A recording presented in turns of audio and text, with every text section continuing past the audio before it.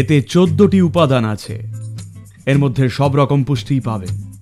6 মাস যদি এইরকম খেয়ে থাকেন তাহলে দেখবেন হঠাৎই বয়স যেন 5 বছর কমে গেছে অনুভব হবে, শক্তিতে ভরপুর লাগবে।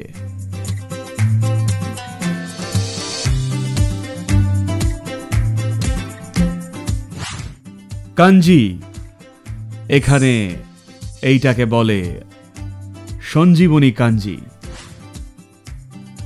আমি নিজে এটা বানিয়েছিলাম, মানে বেসিক রেসিপিটা। এতে আছে মোট 14টি উপকরণ। শরীরের দরকারি সব পুষ্টি এতে আছে। খাওয়ার পর এর হজমটা একটা নির্দিষ্টভাবে হয়ে থাকে। এর থেকে শক্তির মুক্তিটা ধীর গতির এক প্রক্রিয়ায় ঘটে। আপনি যদি 6-7 ঘন্টা টিকে থাকার জন্য খাবার খান তাহলে দেখবেন একটা নির্দিষ্ট পরিমাণ খেতে হচ্ছে, আর সেই পরিমাণে খাওয়ায় দেখবেন খাওয়ার পর শরীরের পরবর্তী চ্যালেঞ্জ হবে ঘুম।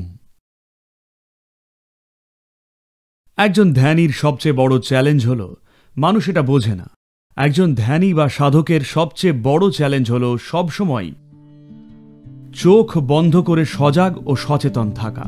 তাই বহু মাস ধরে আমি শুধু কাঞ্জি খেয়ে কাটিয়েছি। শুধুই কাঞ্জি আর জলে ভেজানো কাঁচা বাদাম বা একটা নারকোল। ভারতে থাকলে কাঞ্জি আর নারকোল, ব্যাস সারাদিন কেটে যায়। একটা বড় গ্লাস কাঞ্জি আর একটা নারকোল খেয়েই সারাদিনে আর কিচ্ছু লাগে না। তো যদি ফিরে দেখি আমরা কি কি কাজ করেছি, মনে হয় যেন 3 জন্ম বেঁচেছি। হ্যাঁ, মাত্র হাতে গোনা কয়েকজন মানুষ গত 30 বছর কত কাজ করেছেন তা দেখুন। এর কারণ সঞ্জীবনী কাঞ্জি। স্টাইল করে তাকালে এটা একটা ভালো বিজ্ঞাপন হতে পারত।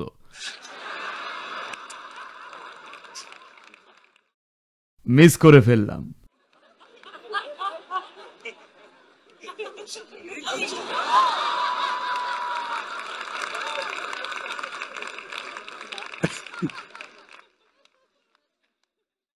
তাই লোকে আমায় বলছেন, সদ্গুরু এটা একটা সুপার প্রোডাক্ট, কারণ অনেকেই উপকার পেয়েছেন।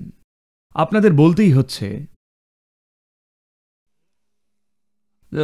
জানেন তো, আমার মেয়ে আমার সঙ্গে ভ্রমণ করত যখন ও 3.5 মাস বয়সে ছিল। দেশের এ প্রান্ত থেকে ও প্রান্তে আমি গাড়ি চালিয়ে যে নিয়মিত যাত্রা করতাম, ও আমার সঙ্গেই থাকত। সঞ্জীবনী কাঞ্জি, কিশমিশ, ফল, ব্যাস এই। কখনো কোনোদিন একটা দুধের প্যাকেট বা দুধের টিন বা ওইসব কিছুই কিনিনি। দুধ নয়, গরুর দুধ নয়, কোনো রকম দুধই নয়, শুধুই সঞ্জীবনী কাঞ্জি, কিশমিশ আর ফল। যেই দাঁত উঠল সঙ্গে বাদাম, ব্যাস এইটুকুই। আমার মনে পড়ছে না ওকে কখনো ডাক্তারের কাছে নিয়ে গেছি কিনা। একবারও যাইনি। আপনিও ট্রাই করতে পারেন। 6 মাস এরকম খেয়ে দেখুন, দেখবেন হঠাৎই আপনার বয়স 5 বছর কমে গেছে মনে হবে, শক্তিতে ভরপুর লাগবে, আর মনে হবে দিনে 4 ঘন্টা ঘুমোলেই যেন দরকারের চেয়েও বেশি। দেখুন, পছন্দটা আপনার। আপনি বেঁচে থাকতে চান নাকি বেঁচে থাকতে মরার প্র্যাকটিস করতে চান? আমার উদ্দেশ্য হলো আপনি যেন মরেও বেঁচে থাকেন। যদি আপনার উদ্দেশ্য হয় বেঁচে থাকা অবস্থাতেই মৃত অবস্থায় থাকতে, তাহলে ভুল সঙ্গ। সময় এসেছে আপনি প্রতিদিন কিছু কাঞ্জি খান।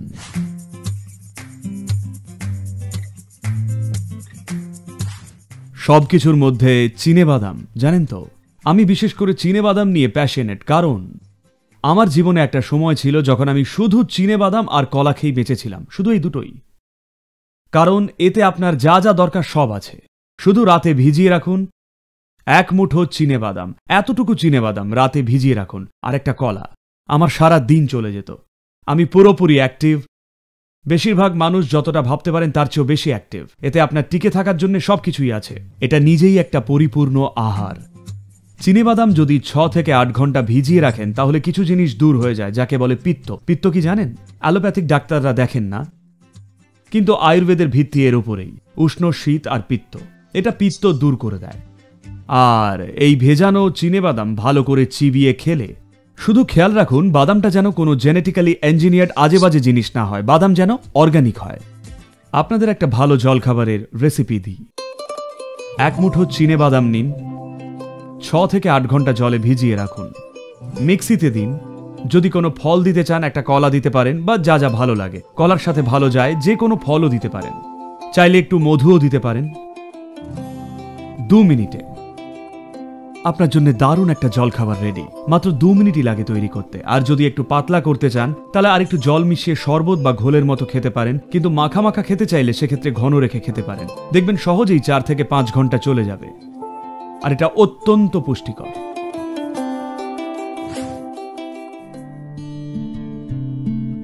তিল আমাদের দেহতন্ত্রে অনেক ধরনের উপকারী প্রভাব ফেলে। এটা খুব উচ্চ শক্তির উৎস। তিল খেলে অনেক তাপ সৃষ্টি হয়। ভারতে এই তিলের তেলের ব্যবহারই সবচেয়ে বেশি প্রচলিত। দক্ষিণ ভারতে আমাদের সমস্ত রান্না তিলের তেলেই হয়, তাই আমরা গোটা তিল খুব একটা রোজ খাই না, কারণ রান্নাতেই তিলের তেলের ব্যবহার হচ্ছে। কিন্তু শীতকালে আমরা গোটা তিল খাই, কারণ শীতকাল এলে সবাইকেই তিল খেতে হবে, এমনই একটা ঐতিহ্য আছে। কারণ এটা তাপ উৎপন্ন করে, যেটা শীতকালে দরকার। এখন অনেকেই যারা আমার সঙ্গে ভ্রমণ করেন হয়তো খেয়াল করেছেন, যখন আমি কৈলাসে যাই তখন আমি বেশিরভাগ সময় শুধু তিল খেয়েই থাকি। ভাজা তিল আমি পকেটে করে নিয়ে যাই। তাই আমি দুপুরের খাবারে বসি না, রাতের খাবারে বসি না, আমি অনেক জিনিস এড়িয়ে যাই, কিন্তু এতে কিচ্ছু যায় আসে না, কারণ কিছু পরিমাণ তিল খাওয়া হচ্ছে বলে।